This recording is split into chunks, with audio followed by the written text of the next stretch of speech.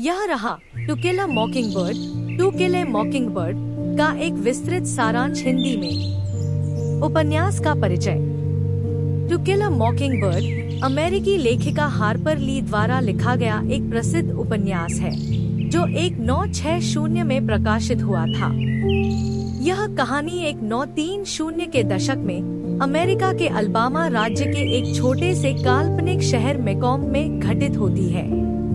उपन्यास नस्लभेद, सामाजिक असमानता, नैतिकता और बचपन की मासूमियत जैसे गहरे विषयों को छूता है। कहानी मुख्य रूप से स्काउट फिंच नाम की एक छोटी लड़की के दृष्टिकोण से कही गई है, जो अपने भाई जेम और पिता एटिकस फिंच के साथ रहती है। उनकी मां का देहांत हो चुका है और उनकी परवरिश मुख्यतः उनके पिता और नौकरानी कैलिफोर्निया करती है।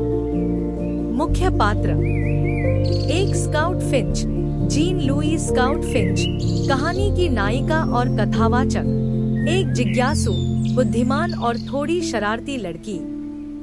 2. Jem Finch, Jeremy Jem Finch, Scout का बड़ा भाई, जो धीरे धीरे बालपन से युवावस्था में कदम रख रहा है। 3. Atticus Finch, Atticus Finch, scout और जेम के पिता, एक ईमानदार, सच्चरित्र और बुद्धिमान वकील।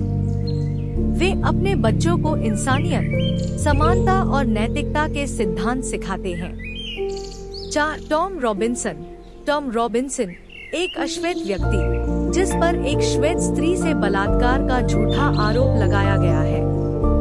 5. मायला इवेल, मायला इयुएल, गरीब श्वेत लड़की, जो टॉम पर झूठा आरोप लगाती है।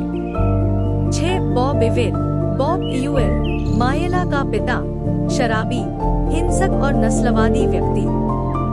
7. बू रैडली, आर्थर बू रैडली, पड़ोस का रहस्यमय व्यक्ति, जो शायद ही कभी घर से बाहर निकलता है और जिसके बारे में बच्चे तरह तरह की कहानियां बनाते हैं। कहानी का सारांश। कहानी की शुरुआत स्काउट और जेम के बचपन के रोमांचों से होती है। वे अपने पड़ोस के एक रहस्यमय व्यक्ति बू रैडली के बारे में तरह तरह की अफवाहें सुनते हैं और उसे देखने की कोशिश करते रहते हैं।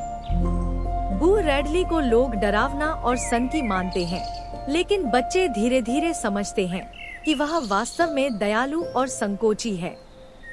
दूसरी ओर, उनके पिता एटिकस फिंच को एक कठिन मामला सौंपा जाता है। एक अश्वेत व्यक्ति टॉम रॉबिन्सन पर एक श्वेत स्त्री मायला इवेल के साथ बलात्कार का आरोप लगा है। पूरे समाज में गहरी नस्लीय भेदभाव, रेसिज्म की भावना व्याप्त है और अधिकांश लोग मानते हैं कि काले व्यक्ति को दोषी ही ठहराया जाएगा, चाहे साक्ष्य कुछ भी कहें। एटिकस सच्चाई और न्याय के लिए खड़े होते हैं। अदालत में वे यह साबित कर देते हैं कि टॉम निर्दोष है, उसने मायला की कोई हानि नहीं की, बल्कि मायला ने स्वयं टॉम की ओर आकर्षण दिखाया था और जब उसके पिता बॉब इवेल ने यह देख लिया तो उसने अपनी बेटी की रक्षा के लिए टॉम पर झूठा आरोप लगाया। फिर भी समाज के नस्लवादी पूर्वाग्रहों के कारण जूरी टॉम रॉबिन्सन को दोषी ठहराती है। बाद में टॉम जेल से भागने की कोशिश करता है और गोली मार दी जाती है। यह घटना स्काउट और जेम के लिए बहुत बड़ा झटका होती है। वे पहली बार समझते हैं कि दुनिया में अन्याय और पूर्वाग्रह कैसे काम करते हैं। एटिकस के इस निर्णय के कारण बॉब इवेल उनसे और उनके परिवार से बदला लेने की कोशिश करता है। एक दिन वह स्काउट और जेम पर हमला करता है, लेकिन तभी रहस्यमय बू रैडली आकर बच्चों की जान बचा लेता है और बॉब इवेल को मार देता है।